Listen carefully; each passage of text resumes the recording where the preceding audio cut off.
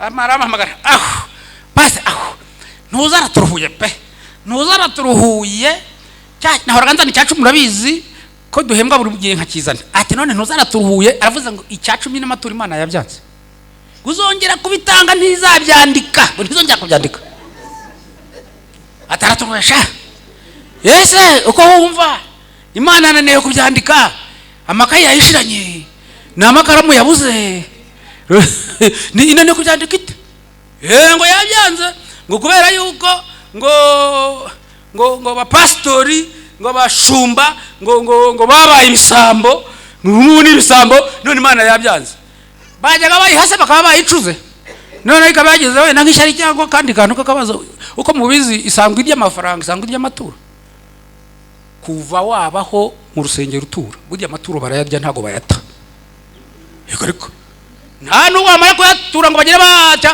banagira Imana hejuru mu ijuru reka n'abantu bo bayarya kandi yabivuze ngo mubizane mu bubiko bw'inzu yanjye ibemo ibyo kurya niba utaratoye mu babirya barihombeye uzarya handi uzabirwanire nawe ugenda urye icyo nzi ko nuko ababiriye nabi bose bariye umuvumo urushyi rugeze ku matama rw'Imana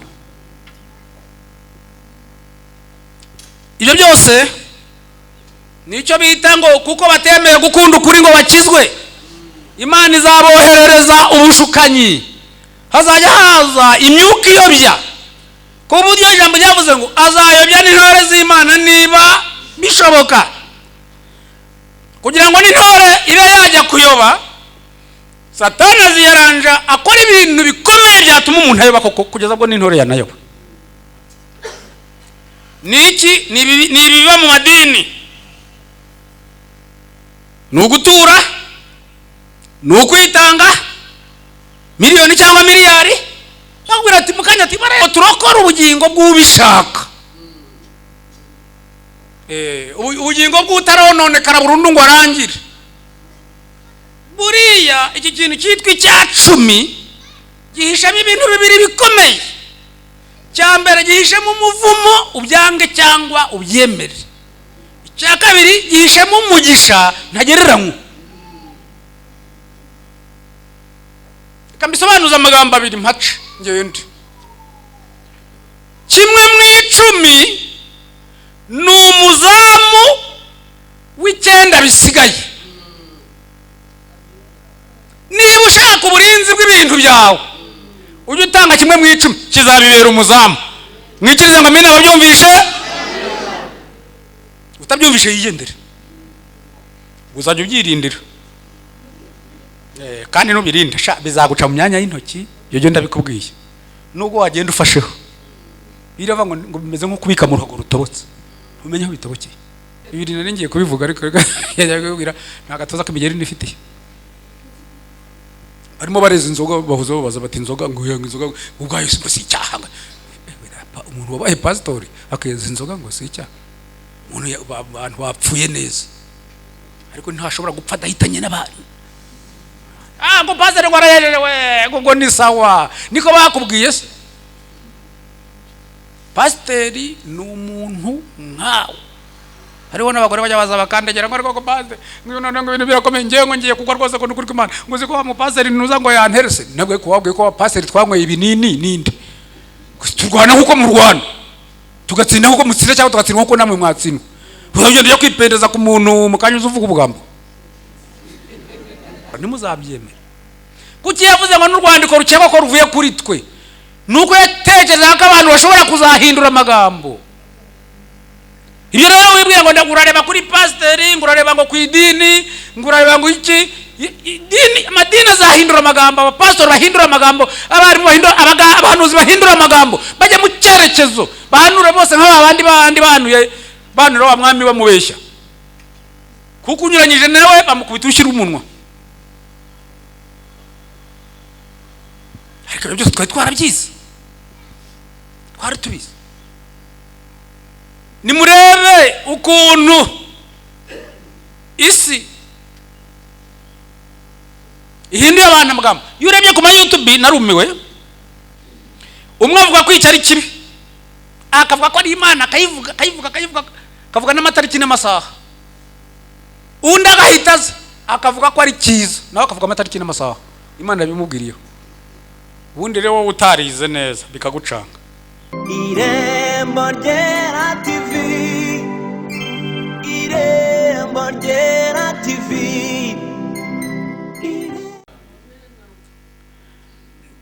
Nimumbwire ijambo rigarutsemo kabiri rikomeye muri aya magambo dusomye. Ijambo rigarutsemo inshuro ebyiri rivuga ngo iki? Mwitinya twasomye kabiri, mwisheke twasomye kabiri. Yewe reka ibyo nafashe cyane kurushaho Abanyegiputa mwabonye uyu munsi Uwiteka ari bubazanira agakiza uyu munsi. Ijambo ryitwa uyu munsi rijemo kabiri uyu munsi. Hanyuma kandi washaka nyine gushyira mu njyana abantu bakunze yavuga uyu munsi akavuga uyu wa none, ariko njye ntabwo mvuga uyu munsi, ndavuga uwo munsi, ntabwo mvuga uyu nguyu uba twanaburangije wagiye. Ndavuga ahubwo uyu munsi Satani atinyisha abantu akatubireke. Matayo, dusome Matayo igice cya 16 yenda dusome umurongo wa 13 twigize hepfo gato. Matayo 16 umurongo wa 13 kugera wenda kuri 16.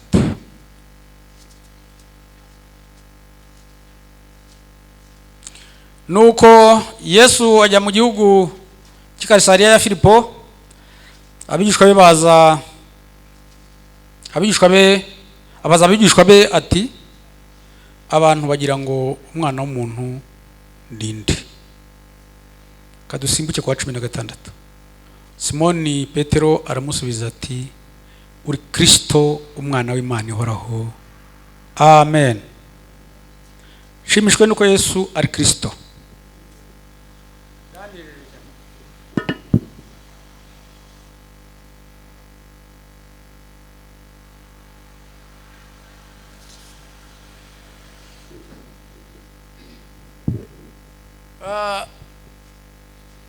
Kambabwire ko aya magambo muri ngewe arakomeye, byenda kuba n'ibyigisho bibiri ariko bihurira kuri kimwe.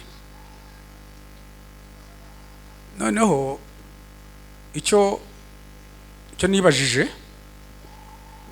n'ubu ngikomeza kwibaza ntarabonera neza igisubizo,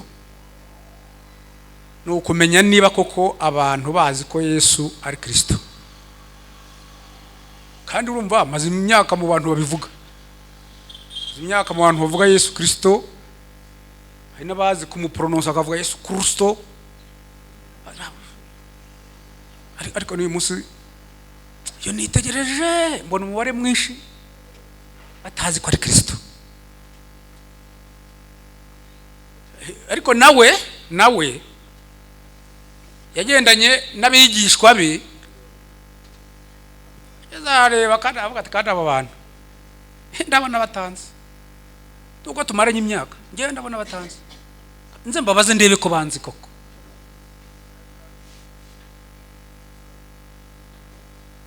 Kugira ngo abantu mwebwe mukunda kuba muri hanze cyane, abantu bagira ngo ndinde.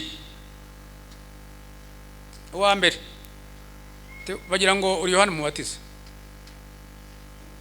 ariko burya nubwo yabeshyiraga abandi nawe niko yabikekaga. Undi atumenya uri Eliya, undi atumenya uri umwe mu bahanuzi. Aravuga ati aho muravuga ko ariko abandi babivuga, mwebwe ku bwanyu mugira ngo ndinde.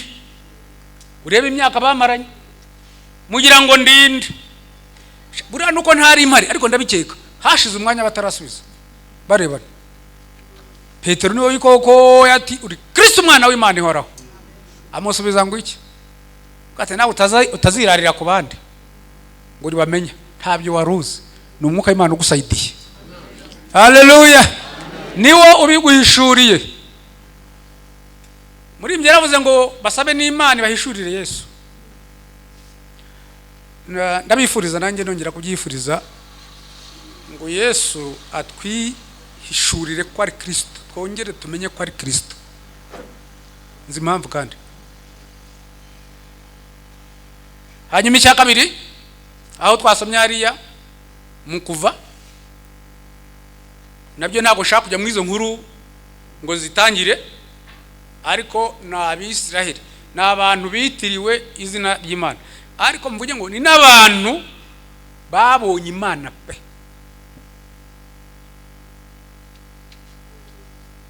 Babonye Imana ku buryo babonye ibyago 10 bitambuka mu maso yabo, bifata bene igihugu abitwa abanyagiputa, bo ntihagire n'umwe bikoraho, kandi ari abasuhuke, ari abanyagano, ari bari bakwiye kubitwa mbere. Babona ukuntu Imana yabidihaguye abanyagiputa, bya byago 10 ntagiye kurondora muzi, binakomeye kubona umukungu wose uhinduka inda. Ibyo simbijyamo murabizi. Icya mbere kivaho batira bemeje, cya kabiri kivaho muhagarari bahe, icya gatatu babwira abanyagiputa maje muyirebe tushora byose ati nirubasha ati sambi tarumba goga mugaru kakundi tucyativuga idakodesha bitagira gutema vato cyo kwatuzi kuyivuga akosha kwa tutayizi kuko ko tuyivuga ya niba ari kwiteye ntago twagombye kuba duteye nkuko duteye ubu ngubu. Ntago twagombye kuba dukora nk'ibyo dukora, twagomba kuba dufite ubwoba nkuko dufite. Okay, tubireke. Ibyo byago byose 9 byabanje gutambuka, uko niko bivugaga ku banyegiputa, uko niko bavugaga Imana yabo. Hanyuma igereka icya 10 cyemeza Farawo, aravuga ati ndabarika mugende. Baragenda. Urugendo kuva mu Egiputa aho bari kugera ku nyanja, ntago nzi ibirometero byarwo, ariko ntabwo ari rutoye. Aho niho bagiye bavuga amagambo batariko witeka we, turi Imana ko kuri rubasha koko, hanitse ikirere urambura isude, yo nta kintu utashobora, ubasha byose, ushobora byose, turakwemera. Ariko bageze imbere bakubitane n'inyanja, bahindura amagambo. Ubusa muranyumva? Nashwe maze iminsi nigisha hose za Nyarugenge, za Gatenga, he hose za Rukiriza, Gahogo n'ahandi na nica. Maze iminsi mbabwira nti nubwo muri mu kuntumira, ariko nta courage mfite yo kwigisha. Mfite ubute butewe n'iki? Kuki nabaye découragé? Na abakristo banciye intege. Bakristo banciye intege. Maze kureba uko bifashe muri iki gihe, ndebye umwifato wabo muri iki gihe cyane cya corona, nkareba uko bifashe, nkareba uko bahinduye amagambo, nkareba n'ibisubizo basigaye basubiza, nifata ku muntu ntako twaruhibusa. Imyaka twabwejaguye imbere y'abantu, tukavuga ibyanga bikaturenga, ibyunzwe bikaturenga. Basubiye nabo barabiza, banose bagendana amasuime noneho. Kamushwari nkaka ngako gakozamo bikaraye kagahita. Babizi icyo tuse tugendana amasuime, bamwe bazazana nizo bajyaga bakarabana mu rugo amaherezo. Ibyo tuvuga, ibyo twavuze, iyo ndebye mbona nta wabibitse, nta wabyakiriye. Twaravuze we abazi za rubonobono za kera, mu bishitingi, mu mahema, atugwira amazi akaza katwikubita hejuru batarubaka, none hari etage, turavuga we. Ariko haruhanze icyo gihe, harunze icyo gihe. Hari ibyo navugaga, sibyo byibi duhagazemo, si ibi. Iyo urebye siko tubyitwayemo, wagira ngo twigeze kumva ko Imana yigeze kubitungaho urutoki. Ubuse ko nduwavubanye ngiye vuga utumujyanye ari byavuba, hari abandi banjirije. Bibiliya ikaba yaranditswe na kera. Nibyo twavugaga ari ibi duhagazemo, ubona igisubizo abantu barimo gutanga, abakristo bameze nk'abigeze biga bakamenya ko igeze habaho Imana ivuga mbere kitanguranwa 9:5 nibwo twavugaga ibyo bintu 9:6 hazabaho nyabuna muramenye tukavuga tukagera naho tuvuga ibyatwicisha tubizi dufite ubwenge gutekereza ko umuntu wibanye mu ntara nkizana Kigali cyara muri 80 nta shuri nta kinkibyazamo umusaruro nkageraho nshaka umugore nkabyara abana bakiga kaminuza bamwe bakajya no mu mahanga kuyiga uvuga ko nta bwenge ngira ko ujye nyoberwa icyanyicisha n'igitanyicisha ariko turahangara turabivuga aho turati nyuma yahuye ubu rero ikigezweho ndabona bamwe batangiye kubika imitwe ntago ngukangura iminsi zagukangura ariko sinyoye kubakangura ubu ngubu nago bagucinyamo ntiragutabahira guteturiye mwese mukayaguka tiraje none hanga tinonaho no munsi mwese mugakanguka yazi wawe none ahikazana isinisatumba ikazana amataje yose ikarundi wawe ikazana ntuza zose amajipe yose ikarundi wawe na zavigo na za sinza amazina y'imodoka yose kabirundi wawe kazana n'abana beze karundi wawe ugahusha ubugingo ukoze ikosa rimwe gusa kandi mu bintu wize wanigishijwe ugahusha ubugingo ya bindi wazabura kubigenza ntago warara muri etage ngo bikunde warigeze kumenya Imana ukabona wahushije impanda yavuze wasigaye mu Rwanda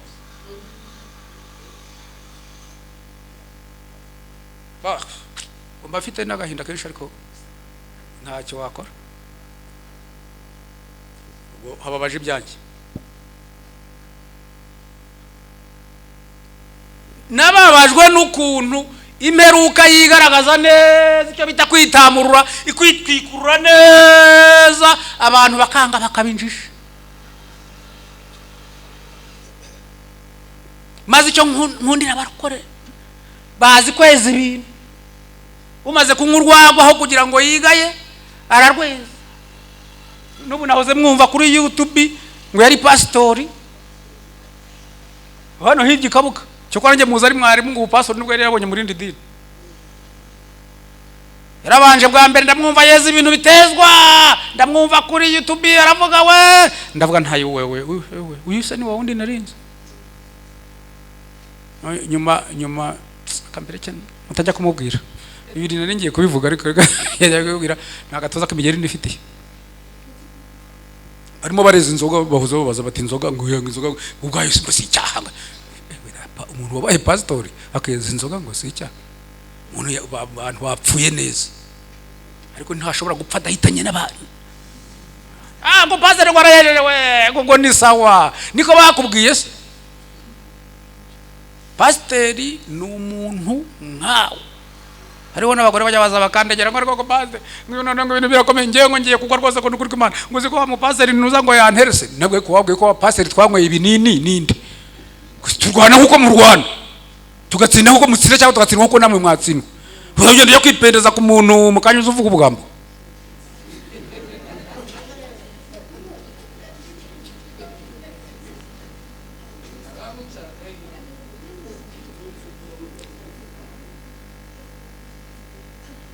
Yesu yabwiye Simoni Petero aravuga ati dore Satani yabasabye ngo bagosore nk'amasaka ariko wowe ndakwingingiye ngo kwizera kwawe kudacogora maze numara gukomera ubone kujya gukomeza abagenzi bawe ubu rero ninge kibazo ningewe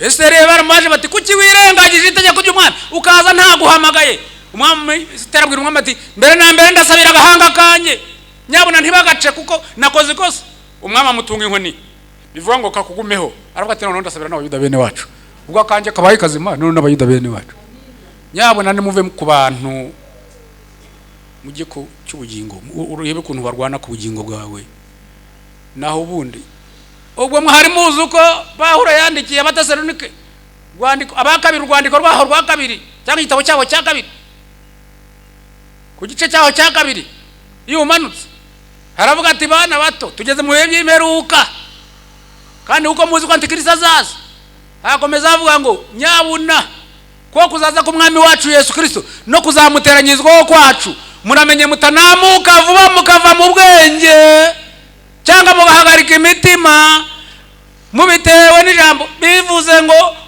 umunsi umwami wacu wamaze gusohora ntakagira uboshye uburyo bwose uwo munsi ntuzimura ntuzaza kujya kwimura Imana kutabanje kubaho unyabugome atarahishurwa umwuka azicisha cyangwa wese azicisha cyangwa Imana izicisha umwuka uva mu kanwa ke ariko yavuga ngo naho byaba ari umwuka ubabwiye cyangwa ari urwandiko rukekwa ko ruvuye kuri twebwe babwira ngo mu munsi wamaze gusohora ntimuzabyemere kuki yavuze ngo n'urwandiko rukekwa ko ruvuye kuri twe nuko yatekereza ko abantu bashobora kuzahindura amagambo. Ibyo rero wibwira ngo ndagurareba kuri pasiteri ngurareba ngo ku idini ngurareba ngo iki idini amadini azahindura amagambo abapastori bahindura amagambo abarimu bahindura abahanuzi bahindura amagambo bajya mu cyerekezo bahanura bose nk'abandi bahanuye banura wa mwami bamubeshya kuko unyuranyije nawe bamukubita ushyira umunwa. Ariko byose twari twarabyize twari tubizi. Nimurebe ukuntu isi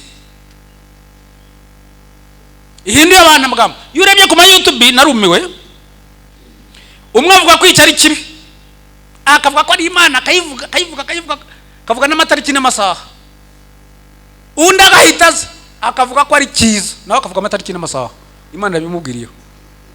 Ubundi rero wowe utarize neza bikagucanga uramaze gukurikira uyu none undi araje amuvuguruje kandi niwe wakundaga cyane ngo mugira nabo mukunda nabo mwanga binabahangariye.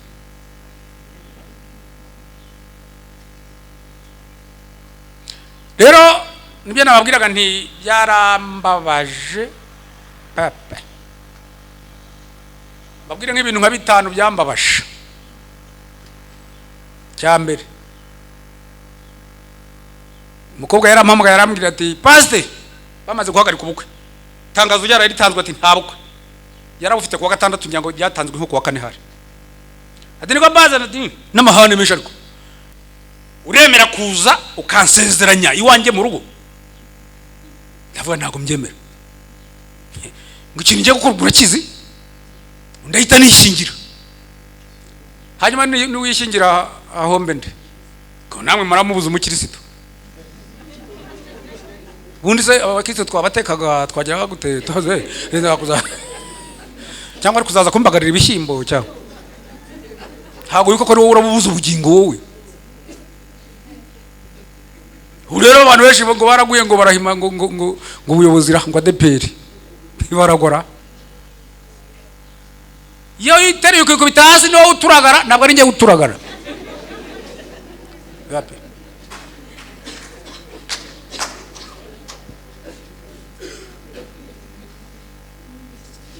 Abakabiri bakubitamo imisatsi imigurano twebwe muri adeperi byaraziraga ariko ntago mbizi niba wenda bizaziruka birabireba sinza mpata babakubitamo harabaguzemo akajipo karishya n'irikoti ryanjye umwe yari umudiyakoni wanjye bakristo barampamagaye bati ngo yarazamutse mu kajagari ngo indurebe barazamutse nari hafi agenda saga pepe sa irindirere uwo muri mubiki bati pastor turi mubiki zari wowe ati amadini yaparanganye ibi insengero bazifunze nta nama nose urandeba urantengera mu ihe nama se urantengera mu rusengero se ateka mbe nibura nanjye mbe nitayeho aho bizavavanukira nzongera garuke ijipo ndende aho nayibitse ndahazi.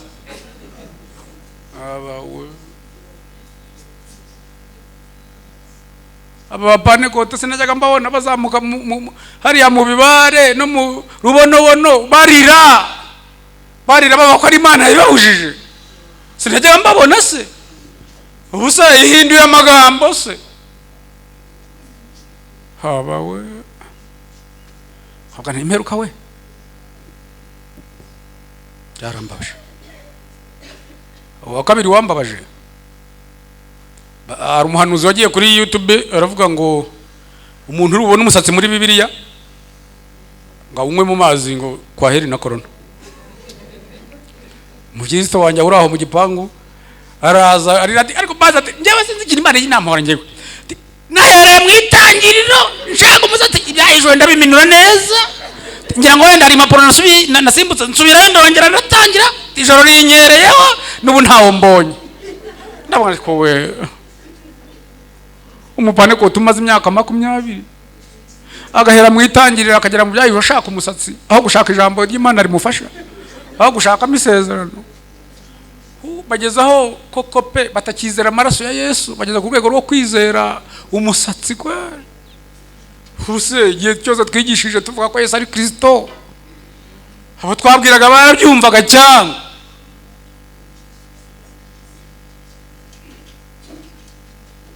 undi nawe ko twagiye gushyingura hariya Irusororo ni mu ndebe Doriyani Theophile namubuze ngewe araza kumbwira aho yaragiye tugiye gushyingura uko ndimo nicaye nka hari hepfo yicaye umudamu ndamwibuka w'umukire rwose utaha muri etaje nziza cyane noneho twakwitana amaso agaseka ntirebera haruguru naza kujya kwitana amaso akongera agaseka ngeza aho sinihangana ndamanuka ndamwegera ndabwira ko dukubitana amaso ugaseka ni iki urimo kunseka arambwira ngo yewe ikintu turimo gusekana mugenzi wanjye ngo turimo turakureba n'ukuntu ubuhanuzi bwasohoye wajya guhanura ati tukibuka ukuntu wajyaga wigisha ngo Yesu araje ngo mwitegure mu maso araje ngo kandi amayoberane bugome bwa Antikristo ngo dore nayo arimo arakora ngo dore bizamera gutya na gutya na gutya ati cyo gihe turi muri korari tukajya tubwirana tuturiya rero arimo aradutera ubwoba ngo Yesu araje ngo Antikristo ngo arakora ngo kugira ngo tuze gutura menshi ngo nayo dutura ndaba nti kweri budya twigisha abenshi bibereye mu zinda narize ariko ntacyo kwigisha bari mu zinda narize ariko nabyo nibisohora bazabiyoberwa nabo ntibazabimenya bazarindagira babirindagiriremo bazakanguka neza Satani Antikristo abicaye hejuru ibyo nabyo mbiyihorere ubu ngubu kwigisha ni ukugira ngo ndebe ko nakongera kugira umuntu nakora ku maso byibura agapfa guhumuka akabaza umutima nama icyo agiye gukora nonanga muri iki gihe cye undi yarampamagaye we ni wo mu Gatsata yarampamagara mu Gatsata kuri paruwase nahayoboye imyaka 8 nimuka kuri paruwase ahantu kandi nyobora iyo mpageze kireko yindi genza aba ntari responsable ariko amahirwe aho ngeze hose mba ndi responsable iyo mpageze mbwira babayora icyumba ngo niba ari kwa gatanu nkuko isaha ya saa 4 kugeza saa 5 ninge mwigisha bikaba bizwi tugatanga igitangazo abakurizo y'inyigisho bakanizira kuko ayo masaha abigisha baba bataraza bigisha nabo bashaka kwigisha abantu bamaze kugwira uretse ko ngewe ntago njya mbijyamo nta wantumye abantu niyo nabwira umwe abantu benshi nta bantu none sasa namfite uburenganzira ni ngewe mubwiye nti mane yigishize nigendere nge mu bindi abataraza bigishwe n'abandi cyangwa radio zabigisha cyangwa televiziyo na WhatsApp na nuko umuntu waho rero cyagiye corona yarimbanyije yasa zimeze gutya mbe uziko abantu bayivugaga ibintu byinshi hari abadokiteri bo muri za Amerika bavuga bati nyabona ati ngewe ndi umwe mu badokiteri 50 ambere timuramenye tiyo ndwara muramenye atizaherekejwe n'ibintu tension bakabivuga abandi bakabivuga abari nabo bati wayani muhumure mbega byari bimeze bityo ariko bishyushye uwo mudama baramamaye uraho pasite nuraho teza shimwe nahimbazwa ati harya ni Antikristo azakora itorero ryaratashe nakwibuka ukuntu nabyigishije imyaka 8 buri wa gatanu naruhuka kandi shyiraho n'ibibazo bakambaza numva nteye akantu mbuze ko nkita nkagize kanini bagira banyihanije ariko no bashyizemo akantu kataryoshye nanjye musubiza ibintu bitaryoshye ndabira ngo simbizi ahita ambwira ngo kandi warabitwigishaga nanjye namubwira kuki mutabifashe none mubonye bisohoye mutangiye mwibarishwa ngo tubivuge dutambikane musigare mwibereye iwanyu mwigarame nabwo mujya mugenda muzibarishwa nta gisubizo muzabona muzasanga abahanuzi bahuje amagambo kugira ngo batanyuranya n'isi babatekerere zero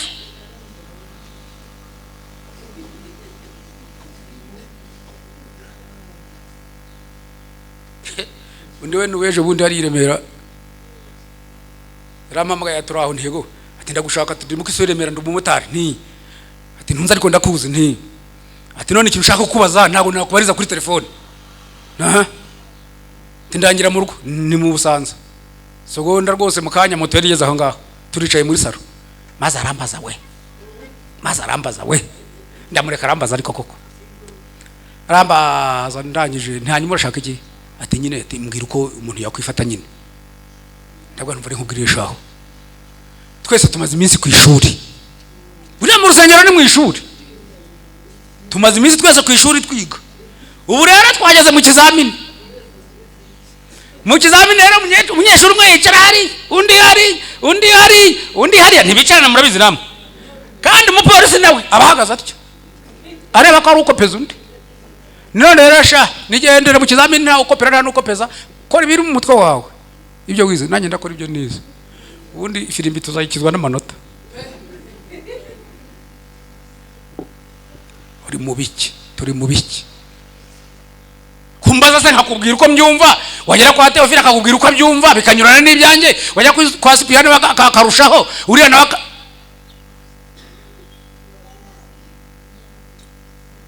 Imana z'abantu barayizi ko baza abantu iyo umuntu avuze ati cyane akavuga no mu izina ryayo wenda finish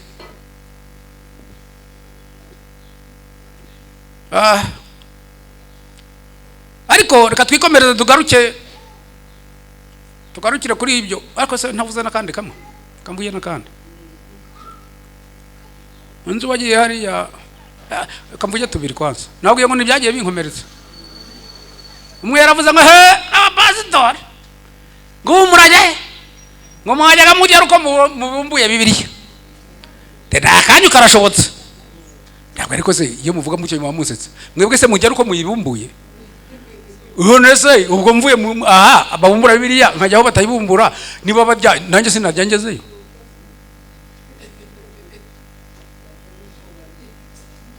nabyo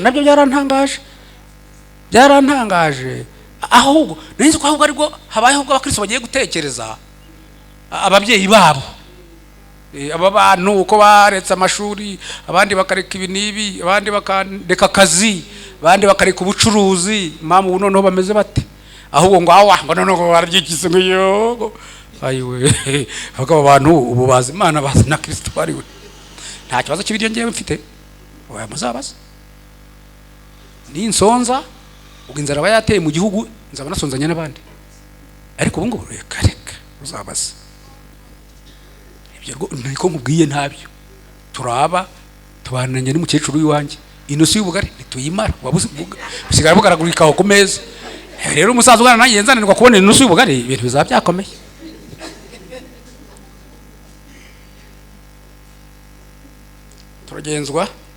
turagenzwa no kubwira abantu barebe ko barokora ubugingo bwabo dufite amahirwe twamenye Kristo haleluya ndaza kubisobanura amara base ntuzaraturuhuye nahoraga nzana icyacu murabizi ko duhembwa buri gihe nkakizana ati none ntuzaraturuhuye aravuze ngo icyacu n'amaturo Imana yabyanze uzongera kubitanga ntizabyandika ntizongera kubyandika ataraturuhesha ese uko wumva Imana naneye kubyandika amakaye yayishiranye namakaramu yabuze ni inane kubyandika ite ngo yabyanze ngo kubera yuko ngo bapastori ngo bashumba ngo babaye ibisambo n'ubundi ibisambo none Imana yabyanze bajyaga bayihase bakaba bayicuze none ikabagize we nk'ishyari cyangwa kandi kantu kakabazo uko mubizi isangwa iry'amafaranga isangwa iry'amaturo kuva wabaho mu rusengero utura burya amaturo barayarya ntago bayata ariko nta n'uwamara kuyatura ngo bagire banagira Imana hejuru mu ijuru reka n'abantu bo bayarya kandi yabivuze ngo mubizane mu bubiko bw'inzu yanjye ibemo ibyo kurya niba utaratoye mu babirya barihombeye uzarya ahandi cyangwa ubiheranire basigaye babirwanira uzabirwanire nawe ugenda urye icyo nzi ko nuko babiriye nabi bose bariye umuvumo urushyi rugeze ku matama rw'Imana. Ibyo byose nicyo bita ngo kuko batemeye gukunda ukuri ngo bakizwe Imana izaboherereza ubushukanyi hazajya haza imyuka iyobya ku buryo ijambo ryavuze ngo azayobya n'intore z'Imana niba bishoboka kugira ngo n'intore ibe yajya kuyoba Satani aziyaranja akora ibintu bikomeye byatuma umuntu ayoba kugeza ubwo n'intore yanayoba. Niki ni ibiba mu madini ni ugutura ni ukwitanga miliyoni cyangwa miliyari bakubwira ati mukanya ati barayariye ubutaha umuntu wakubwira ngo ngera witange menya wamukubita n'ingumi ariko ukaba uyobye kubera ko umukristo ahamagarirwa gukora. Satani razakora ibintu bibi mu madini ku buryo n'abari bazi gukora bareka gukora ariko bakaba barayobye.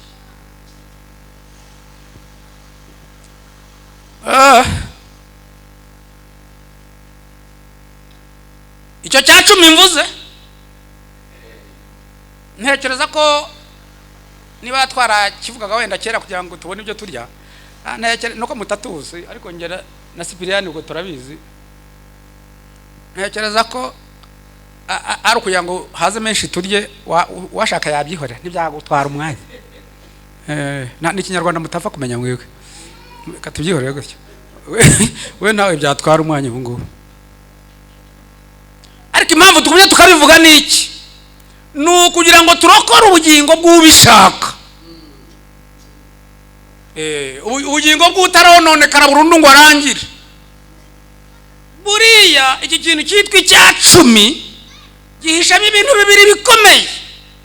Cyambere gihishemo umuvumo ubyange cyangwa ubyemere.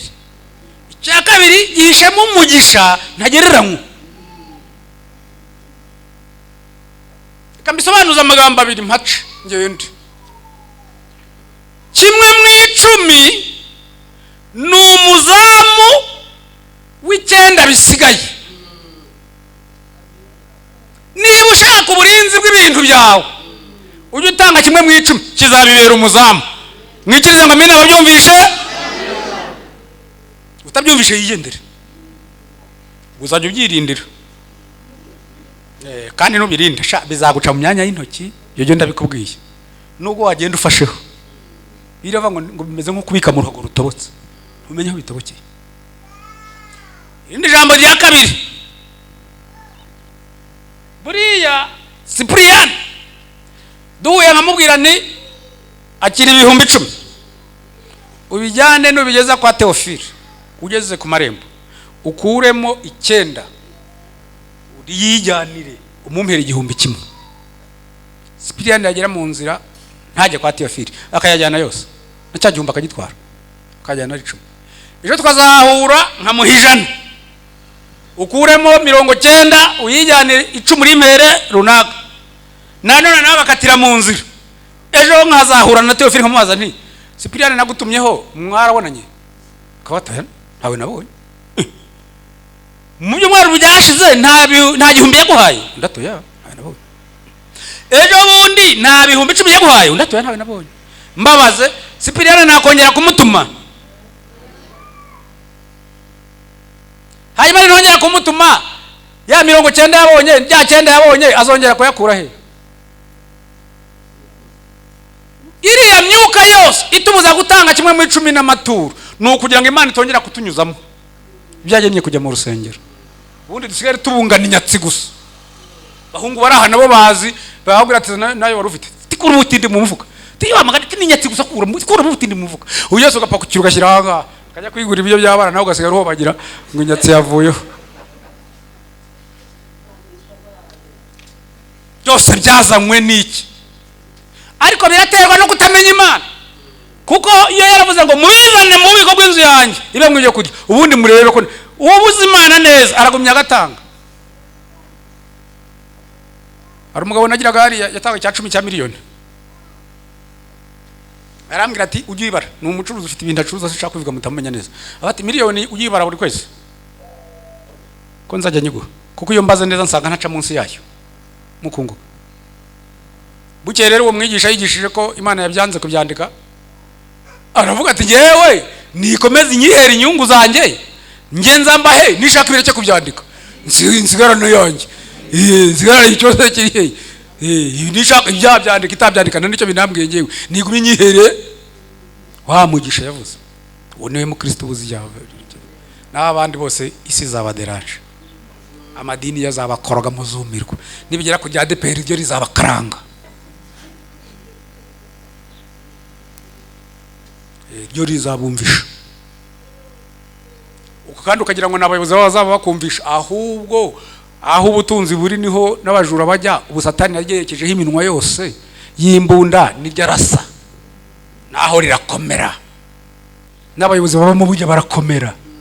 Sha urabyo kuntu turashe shaka duhonda twagombye kuba twatekeye itabi twarirutse twarataye Bibiliya, ariko ko ari agati kateretswe n'Imana. Haleluya! Ari itorero ry'Uwiteka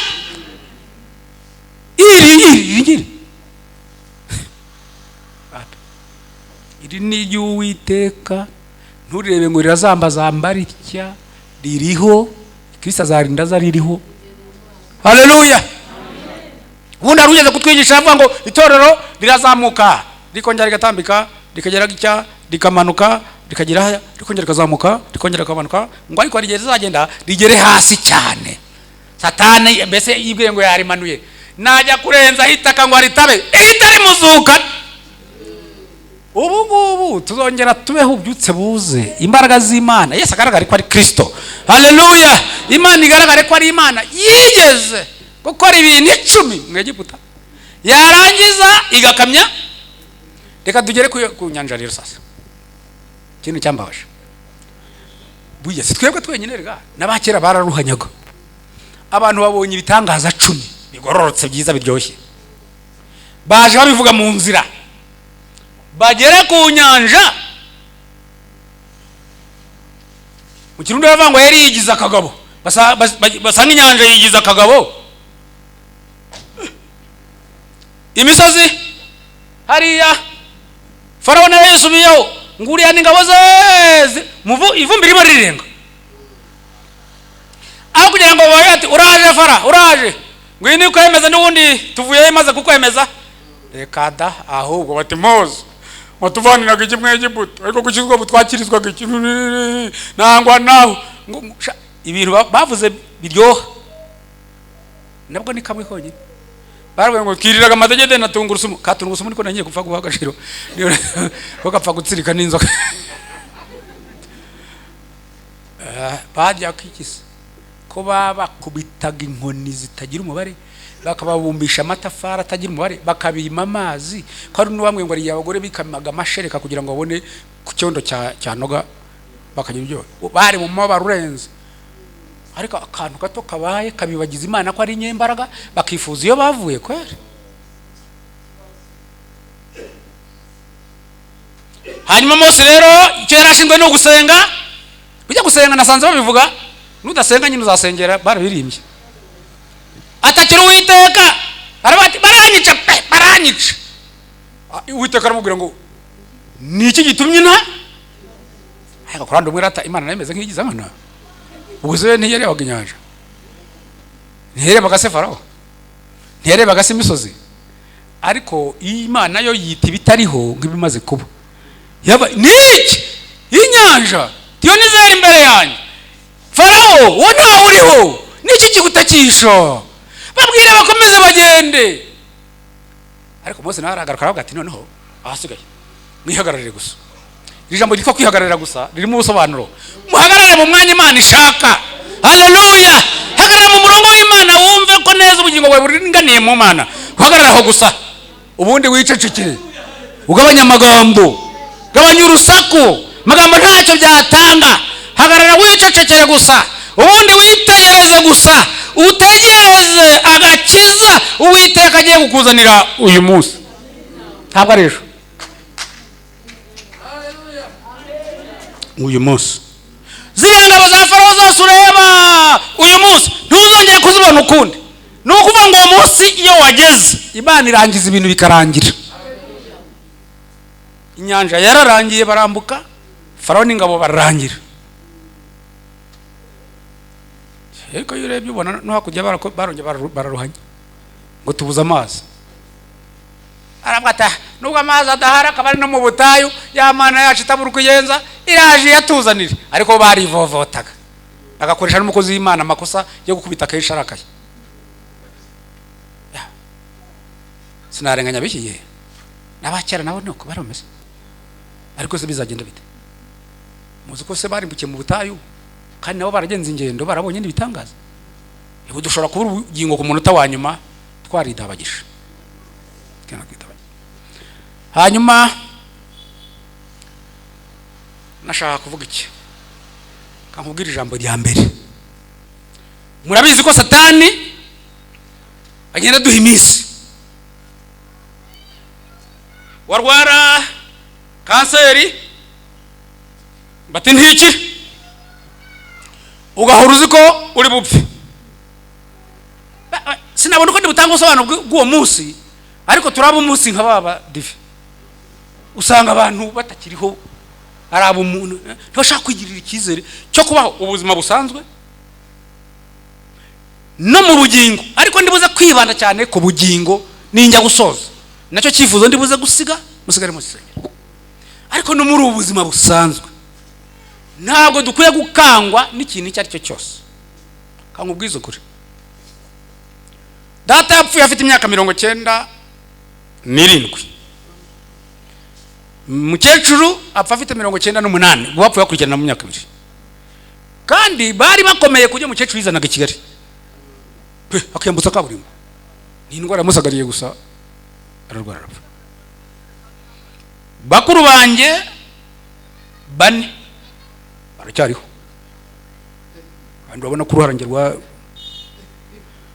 Noneho Satani yankanze tuzapfa. Kuko ibinyice byo mba mbyumva mba nabireba. Ndabwira akankubwira rero winkanga uzategereza umunsi Imana yagennye ko nzapfa. Niba nzabana 90 ni nka data cyangwa mama, ubwo uhebe uguguna ntuzamara, uzageza kuri iyo myaka utarandangiza.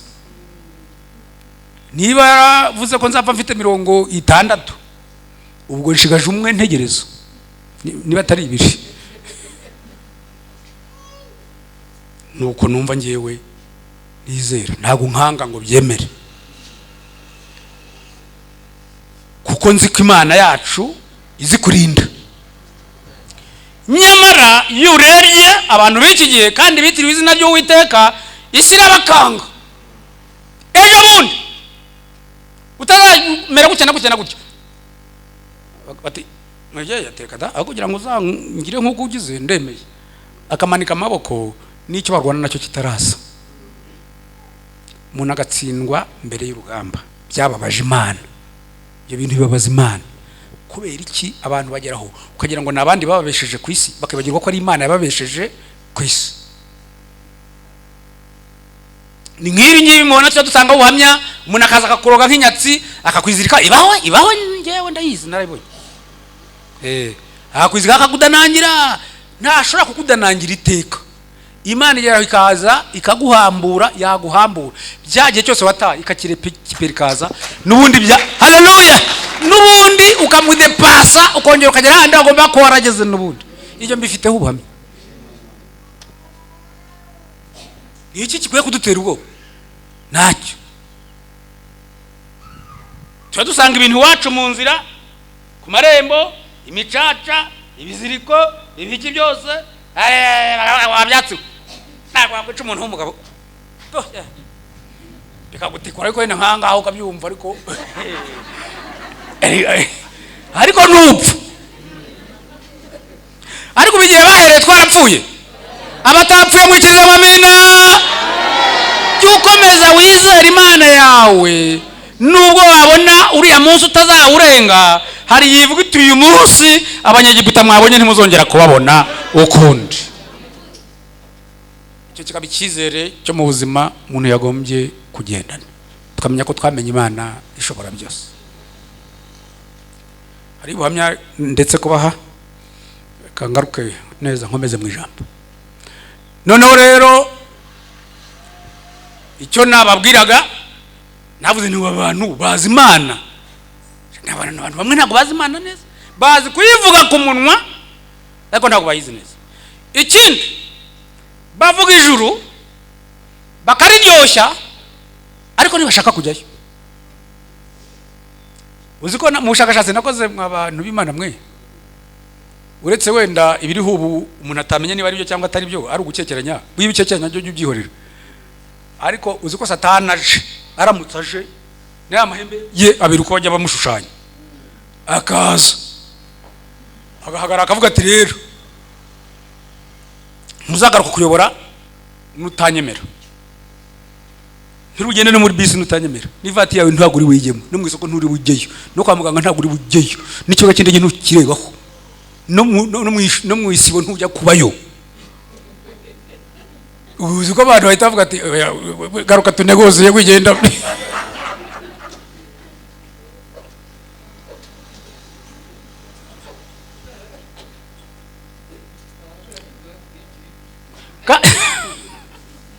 Kandi Satani yamaze kubitestinga, Antikristo yamaze kubitestinga neza, yamenye abo turibo, yasanze tutazi Imana ko ari inyembaraga, turi abanyabwoba gusa. Ubu rero ndakeka ko ari mu myiteguro higiriya shaka kuzagaruka aza atumadikaho 666 wenda muyobere niyiwe abad bose bamanitse amaboko.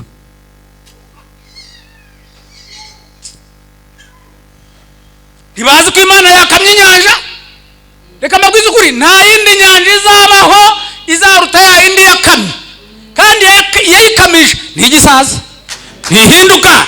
Haleluya! Nigira n'igicucu cyo guhinduka.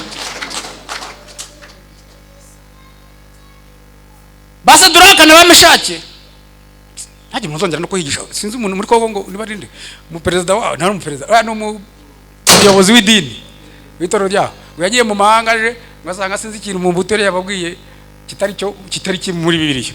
Abanyamadini baremera barura baragikora, bamaze kugikora ngo umuyobozi w'idini aje aravuga ati mwaragikoze, bati mu mbuto wowe sasa kote tari ko gaza arabwira ati none bari ibyo rero ntazongera kumva usoma mu byahishuwe no mu nkuru za Daniel ngo bagiye mu itanura ry'umuriro. Wese ari itanura riya nacanye bati abandi mbabura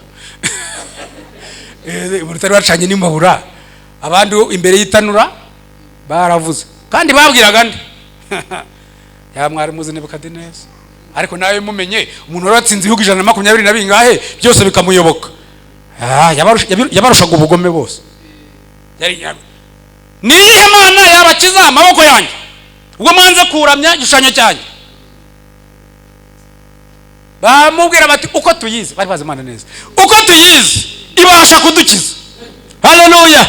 Itadukirije rero yabashimye kuducisha mu muriro tukayisanga twashiririye, ubwo turataho baratera bakubitamo basanga nibyotsa, ariko byarotsaga. Ariko ubu yazimye itanura iyiki gihe Imana yacu yazimye itanura ubu ko dutinya se batararicana. Umuntu arabati bararoza hano mu muryango, baraharoza ku marembo, ugahita ujya guca mu gikari ugapfa muri muryango ahandi hatarura. Ugaze ko nta kantu koko.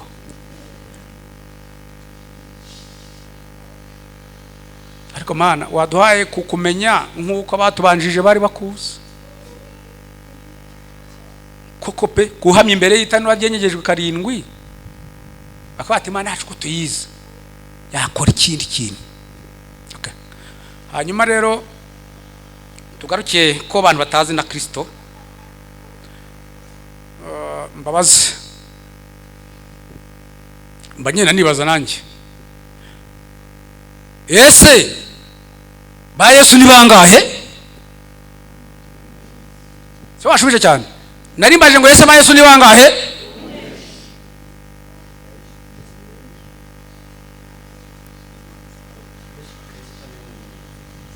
Noneho rero murumva abari indimi ebyiri, umubare mwinshi uvuga n'umwe, abandi bakaba bati ni benshi, ubundi busobanuro tuturetse gatoya.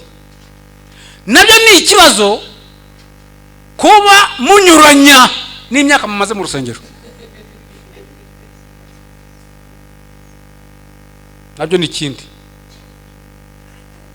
Ariko kugira ngo tubivavanukemo neza, ngenda ndahamya ndavugana ndajya mu ruhande rw'abavuga ko ba Yesu ari benshi, kubera ko nasomye ibyakozwe n'umwa 13 murongo wa 6 sanga handitse ngo barombereza muri icyo kirwa cyitwa Pafu, basanga y'umukonikoni w'umupfumu witwaga Bari Yesu. Wose Yesu Bari Yesu. Hanyuma wajya mu Bakolosayi igice cya 4 murongo wa 11 hakavuga ngo na Yesu witwa Yusito arabatashya. Ubwo tugize bangahe? Hakabona Yesu Kristo nyine batatu. Hariho n'undi corona yabujengera ngo kuza agomba kuri corona wari ugeze muri Kongo ashaka kwambuka umupaka za mu Rwanda. Ntimwamwumvije? Hari undi ubwo nawe yaraje menye corona bari bagiye kuba bane, ariko hariho n'abandi ngo benshi. Ariko nubwo ba Yesu ari benshi, ndagira ngo mbatangarize ko Yesu Kristo ari umwe. Haleluya! Icyo barusha niki? Abarushira ijambo ryitwa Kristo. Kristo mu zindi ndimi bisobanura ngo uwendere ni uwasizwe, ariko wasigiwe kumaraho ibyaha. Mwikirize ngo amina. Dukwiye kumenya Imana ntizatubeshaho kugeza ku itariki yagennye, ariko dukwiye no kumenya Kristo nk'uweza ubugingo bwacu kugeza igihe buzagerera ku Mana. Igicumuro ni nko gutuka umwana tuwagicu kongera kwifata Imana biyabije, ariko nyine ntago baba biteguye. Naho icyaha cyo ni fraude. Ndero ufite icyaha ubone wakoze ikintu yamaze gukorera imibare akanga akaba yaragikoze, n'uwo byacitse akagira icyo akora bimucitse, nibahaguruke mbasengere.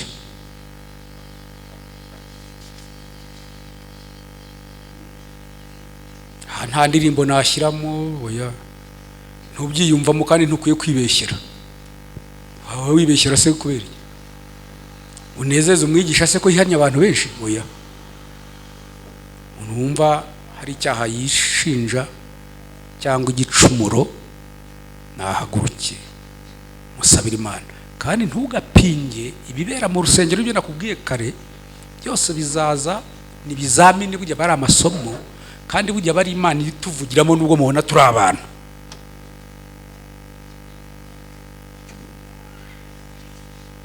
Cyakora kankuririmbira akarimbo kamwe wenda uragakunda.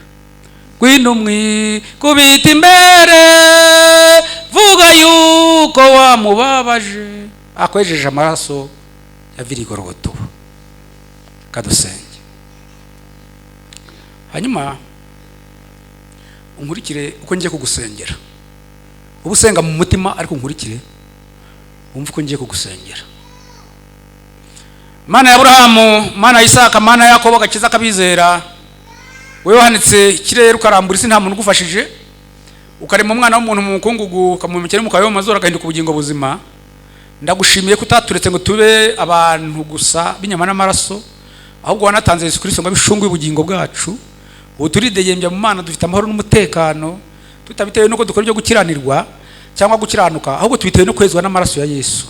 Tweze rero udutunganye, cyane cyane abantu bahagurukiye imbere yawe, bakureho urubanza rw'ibyaha n'urupfu, ubejeshe amaraso waviriye ku musaraba igorogota, ya maraso adatemba, ya maraso atavura, ya maraso atagaga, ya maraso ahora yeza agatunganya umunyabyaha akabonera rwose, kandi amaraso yawe yeza cyane kurusha isabune bamesha.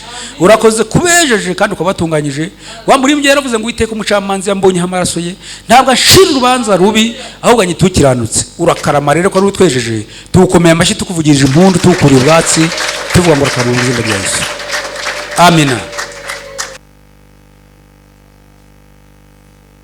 Hanyuma icya kabiri, na wenda benshi ndanakibutsa ndibwira ko naba nakivuze. Haje umugabo hano hakurya ahantu mu rusengero rumwe rwa ADEPR 995, yari umunyamahanga uvuye mu mahanga yo hafi aho. Araza abwira mwarimu wari uyoboye, aramubwira ati numpa akanya rero ko kwigisha, hari ikintu ndibuze gukora ntikigukange. Ndati niki? Ati mfite amavuta nazanye, siga abakristo bakikubita hasi bakigaragura. Nubona bigaraguye bameze nk'abapfuye ntutinye. Ati hari ukuntu nongera nkabigenza bakazuka. Arimo aramubwira ati rero ibintu by'amavuta abantu bakigaragura ntago muri ADEPR tubimenyereye, ntago nazabona ubusobanuro rwose, wabyihorera. Undi ati noneho mfite ukuntu fata mushwari yanjye ababwira ngo bazamura amaboko kwa kundi duhimana cyo nyine. Ati noneho nanya nkaya nyizunguza nabo bazunguza, tibakaza kwitera nabo bakikubita hasi. Mwarimu ati ibyo wenda nta kibazo. Ati navuga ko bahaye Imana icyubahiro bakikubita hasi.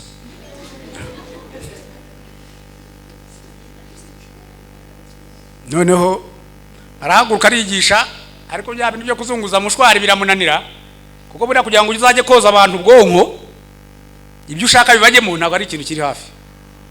Bimunaniye yiga ubwenge, ariko ati hakurya nanjye ningize mu kanya ngiye mbabaza mbega mwabonye ko nari nkaze cyane.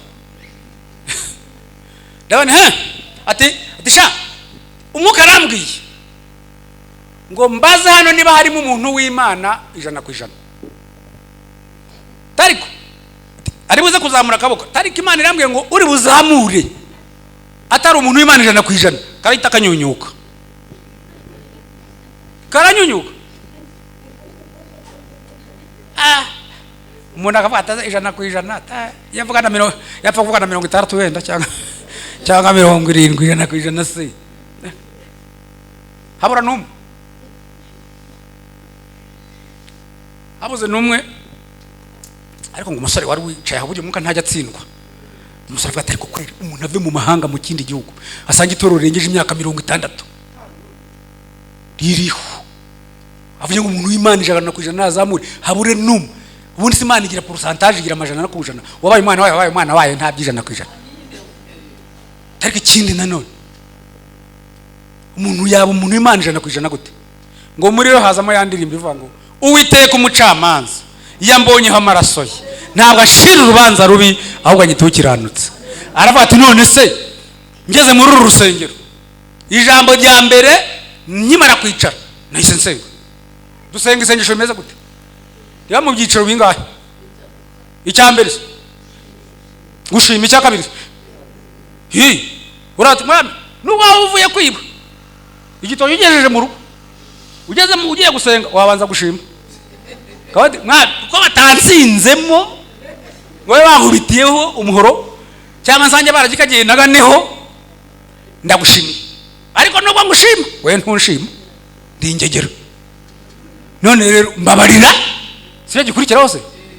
Hanyuma barangiye ariko nanone umpe n'imbaraga, ubwo n'ibyifuzo nagiye mu ya gatatu, umpe n'imbaraga zo kutazongera gutsindwa na kiriya kintu. Siko dusenga. Uwo musore ati noze ko mpageze ngasaba imbabazi, ko tunasenga tuvuga ngo turareba tugacumura, twatekereza tugacumura, ngo mbabara nibyo nibagiye ko muzi nibyo tubivuga.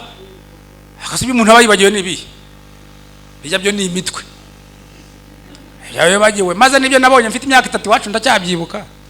Ariko umuntu yaje kunsubiza neza aravuga ngo ni byiza byasengesho, ngo ibyo twibagiwe ngo hari ibyo tuba twakoze bibi ku Mana twe tutabizi ko ari bibi, nibyo byo mu bitekerezo bugira ngo nibyo tuba dusabiye n'imbabazi.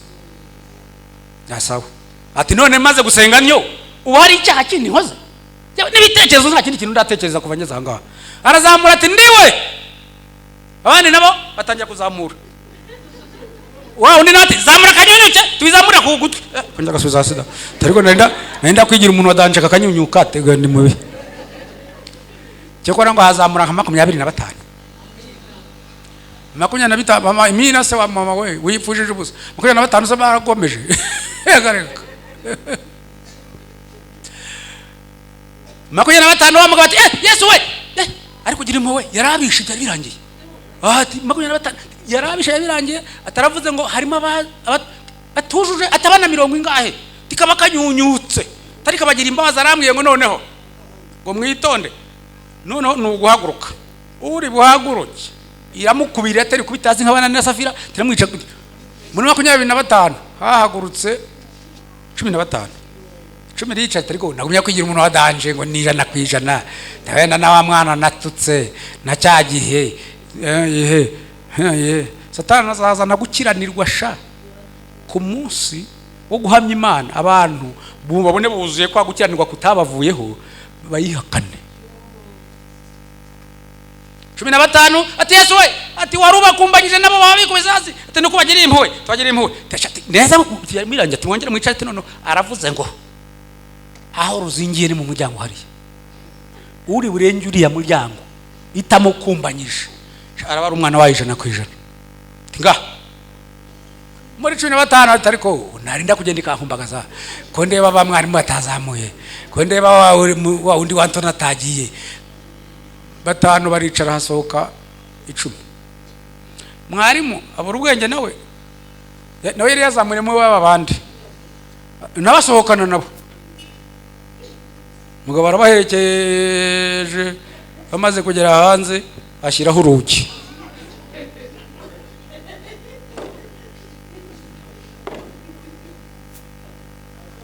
kambabaza abari hanze nabahamya ko ari abana b'Imana ubwo basigaye mu rusengero nabandi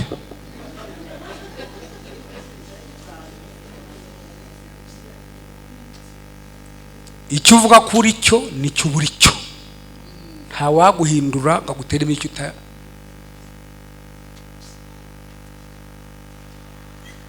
muzi icyo yakoze amaze gukinga yahise abwira abandi ati rata mwihagurukire mwebwe basengera Imana yanjye ibagira abana bayo 100%. ariko yasega ngindi barahagurutse aho muri mikrofone rimwe gusa bya ingutiya hejuru barasambagurika baramoka nk'imbwa bati bitabapfu kubera iki kutizera kudahamya icyo bari cyo nugumya kuba mu buzima butizera Yesu ko ari Kristo yanga bikunda hari aho uzagera ugahura n'izindi mbaraga zitari zimana none ijambo ryababujije kwizera imbabazi z'Imana ngo ni ijambo rivuga ngo nuvuga ko nta cyaha ufite uzaba wishutse mu mutima wise Imana inyabinyoma n'iryo jambo ryo rituma mutizera amaraso ya Yesu hanyuma se ko hari irindi rivuga ngo Yesu yerekaniwe kumaraho irimo Yesu ya Satani yerekaniwe kumaraho ibyaha kuko nta cyaha cyari kimurimo kwandiko rwa mbere rwa Yohana igice cya 3 were ku murongo niwahera ku wa mbere ugera muri kane utangiye kubyumva 5 gatatu ari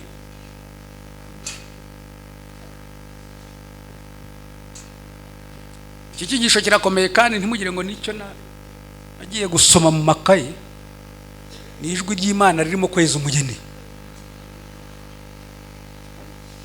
jambo rya mbere ongera umenye Imana nk'iyakamye inyanja isi ntizagukange yakamije inyanja n'ubu yakongera igakamya tukabona aho duca yajimije itanura n'ubu yarizimya hariho wambwiye ngo yabaye mu bihugu bya kure, arambwira ati hari abantu bazi guhana, ibyo wigira ni bibi, tari abantu bazi guhana, tari ahantu nabonye bacomeka ipasi bakabwira umuntu ngo nayirigateho, imaze kugera mu ijana neza dogere yashyushye batirigataho ku nkona, turigataho rimwe urimo tusubiza mu kanwa vuba vuba, rwagera mu kanwa ugasangamo amazi rugahita rutogota ugahita urucira tukagira nka hariya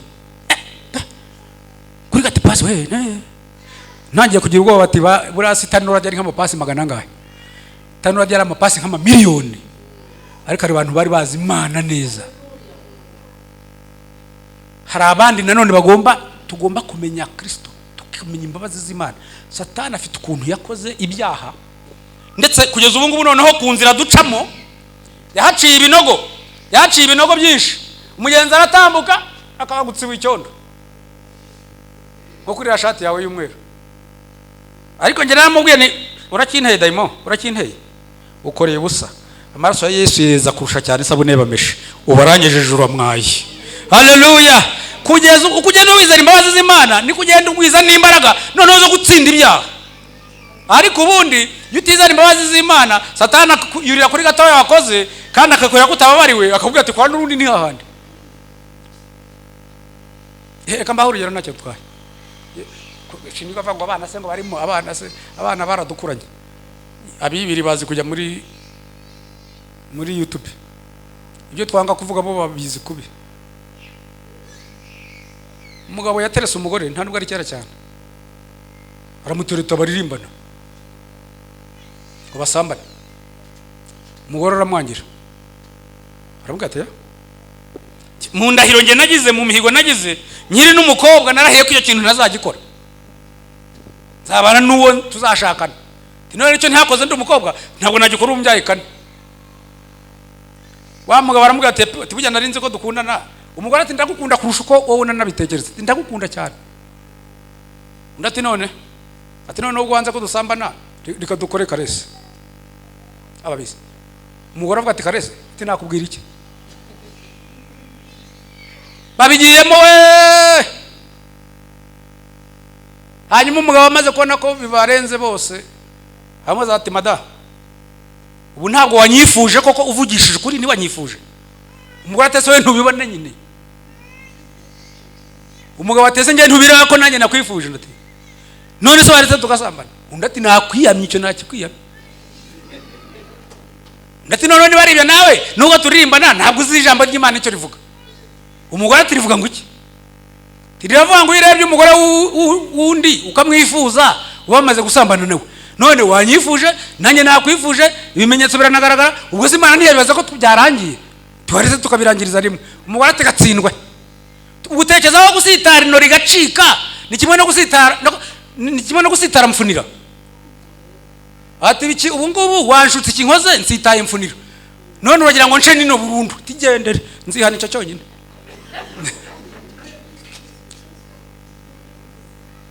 Ariko ubwo Satani urumva ko ashaka guhagarara kuri gito wakoze akawukoresha n'urunini, yutizera imbabazi z'Imana. Kamba gwiza ukuri uhereye none, icyo numva nkwifurisha uza gusengera, basi sa nutangirana n'Imana uyu munsi umere nkwimenye none, tangirana n'imbabazi z'Imana umere nk'uzimenye none. Hasi bivuga iti Satani uzongera kunyanduriza, shati narakumenye, kuko buriya ngiye kubakinira agakino nizira ntebe ya plastike, ngiye ninzanire deko ndaje mbakinira agakino. Aho gakino ngiye gukina ni ukugira ngo mutazitiranya izi nyigisho n'izindi ziriho.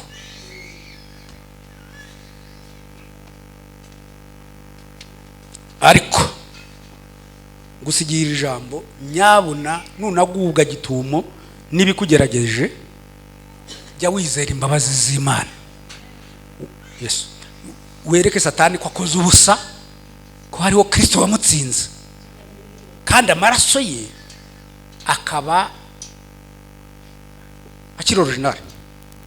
Aho hantu nabwiraga twasengeraga nta nibanga ririmo, nicyagiye haza udukombe n'ibikombe byasobanyije, noneho nge nigendera hahandi tugezeho ubwa mbere hari umupasitori wazanye imodoka tutere ya paruwase bamuguriye, araza aradupakira no hariya kuri burigade y'Iremera aho yahoze bwa mbere, ati muvunje aba bantu. Abakristo nabo bazamuka bangana nko kumungana, twari tuvuye mu rusengero n'ubugoma n'ingi bitera akavuyo. Haza nino n'izindi nzego z'ahandi za polisi. Umupolisi umwe araza arabaza akatubaza, ariko se mwapfuye iki? Umwe aravuga ati nigaburo. Umupolisi atese bya saa sita cyangwa bya nimugoroba. We yirago nibyo cyo kuya. Andi batoye bati nigaburo rero ati niburi n'umukaturika ntago muhazwi wanyu. Sizi kwa kundi barya umutsima na divayi. Tende maraso ya Yesu. Ndati ajya ni umutsima murya n'amaraso ya Yesu. Teti. Avuga tari kuse. Ayo amaraso ya Yesu mwayabitse hehe? Umuntu wapfuye imyaka 2000 bikaba bishize. Ahantu mwayabitse ni hehe? Ayo maraso ateye ate? Amaraso atavura. Ngo abinombe agafate. Amaraso atagaga. Amaraso adakama. Amaraso adatemba. Ameza ate. Tuti no original. Ahora no original. Mujye wizere ko amaraso ya Yesu aracyakora akazi kayo ko kweza umunyabyaha akabonera. Ariko nubwo dufite kwizera izo mbabazi z'Imana, ntitugomba gukora ibyaha ngo ubuntu busage. Kamure mu rukweto mbakinira hagati yatere muranga kina ahantu hose.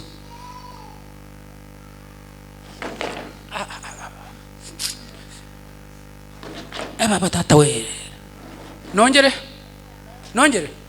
nkomeze. Iyo usitaye ntago wongera ngo ujye kuri byabo ugiye wongera uhasitare, wongera uhasitare, byatinduka zawarwaramo kanseri. Niba hari ikintu sitayeho ugasaba imbabazi, ntukongere kunyura aho hantu. Ubundi usitare ugatya nkazongera kukunyura wahanzira washa, ubundi wicira hari haruguru. None wowe aho wasitaye si wongeye kujya gusitara nanone. Uwo mwakoranye icyaha siwe nanone mwongera mukongera uzarwara kanseri yo mu mwuka. Nubwo imbabazi z'Imana zihari, ariko ntitwagumya gukora ibyaha ngo ubuntu. Murabizi ko ari dini ryadutse rero ngo ririmo kwigisha ngo ubuntu buhoraho, ngo yatubabarenga ibyo twakoze cyane n'ibyo tuzakora n'ibindi bizaza. Bongo umukiranutsi azabishwaho no kwizera, nasubira inyuma umutima w'Imana ntuzamwishimira. Ariko nanone ntitukwiye kumwazwa na Satani ngo atubwire ngo mwakoze ibyaha muzapfa, nkaho tutazi ko Yesu ari Kristo yaje kuducungura. Ndenda gusoza kamubwire icyo kwiye kwibaza, Yesu wawe ninde? Ni Kristo, ni Yusito. Ko Yesu yerekaniye kumaraho ibyaha, uku kuntu ukora icyaha ugakora umugambi, ukuntu ukora umugambi w'icyaha ukazawugeraho, nta na rutangira iraza. Reka mbibutse ngewe ibyambayeho. Ngewe ndivuga ntagira bizakerereza ngo ajye kumvuga nge ndivuga, kandi ibyo uhisha nibyo uba ufite minyungu. Nigeze ndi mu modoka yiwanje agahirisi kanje nari mfite iyo gihe kera, njyanye amatafari ahantu ntuye nyavanye mu Gatsata, naciye Kabeza aho bita mu Itunda, mbona umugore utambika ajya mu gikari mureba mu bitugu, ariko numva nabamuzi imbere y'imyaka nka 15. Mvuze ihoni arahindukira aje kuko nsanga ni wa wundi nakekaga. Turasuhuzanya mu ndamaze ubahase, ati nsigaye mba umaze igihe cyari ati maze imyaka 2 umwe n'igice. None se ubu ngubu wataye urugo utabana ibizu mufite hakugiriya ubwo uko ubucyo wakoze urakiza. Ndaboneke reka ngende ejo nzaza tuganire. Ejo numva nshaka kuza kumuhugura, byari bibabaje. Abana beza yari yarataye, kandi karakantu gatoya kamafuti kari gatumye bata. Numva nzaza kumuganiriza muhugure. Ndagenda bukenda hasi, hirigise nyi umushoferi ajya gushaka ibiraka, nanjye ndatega moto ndaza. Hageze aranyakira, ndamubwira rero ibyo nagombaga kumubwira. Satani naho kumbe Satani abari hafi aho. yari umugore umunsi barishingiye nyine, ariko umunsi bishingira abagabo bose bavuye mu kabari, ndabyibuka muri 86 tuva mu kabari twari turimo tujya kureba umugore wa Ntuza yazanye w'igishongore wa gatanu. Abagabo kajya bamuhiga akaba umugore w'umutima, akabakwepa kwibera mu gikari bakamura bamuhiga. Ngewe ntabwo nari kumuhiga, ntabwo nari kumwigezaho, nari nagatekereza rwose yaba nko kwisumbukuruza. Hanyuma rero iyo turimo tuganira ndamubwira ndore ibindi bizakubaho, bagushutse ukiri mutoya, uzaba indaya rwose, uzaba utagira umugabo, uzabaho. Arambwa atari ko nanjye musaza wanjye yaranshutse arata koko, atusa magana nite nanjye mu mwaka maze n'igice tinangiye kubona ko ikibazo cy'umugabo nzakigira rwose. No ngewe rero ngo reka mu testing rero, sha muza testing n'ibizabakoraho.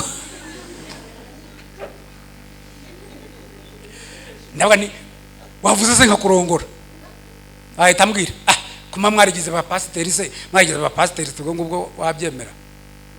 Nivuga none hanga n'ubu arambwa ati none hawo yate none hanga ati umukobwa wanjye wiga hakujya hariya ataba arabatashye ati atahubwe ejo tinamwohereza iriya akajya gusura bene se na se, ati hanyuma waza tukirwana. Yamayo numva si imikino, numva arabyemera.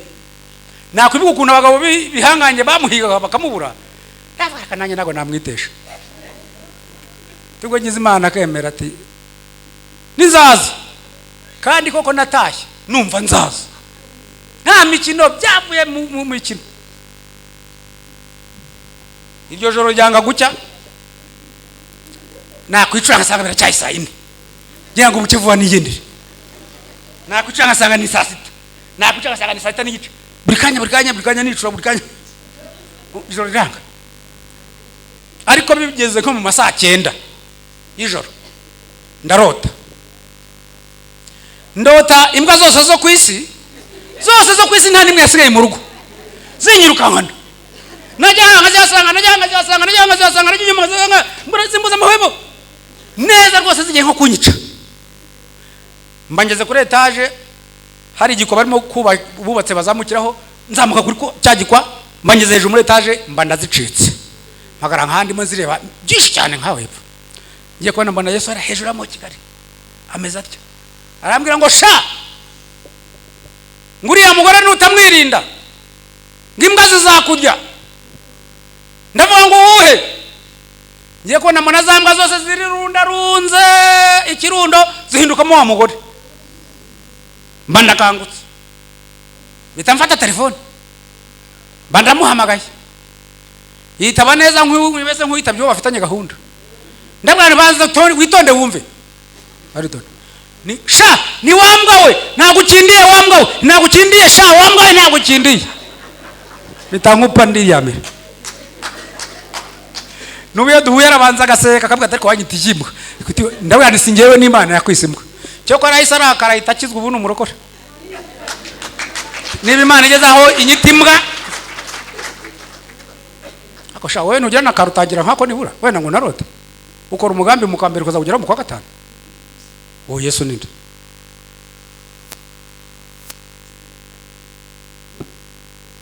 kucyo bigambirira ukabigeraho ukabisubira Yesu wawe ninde?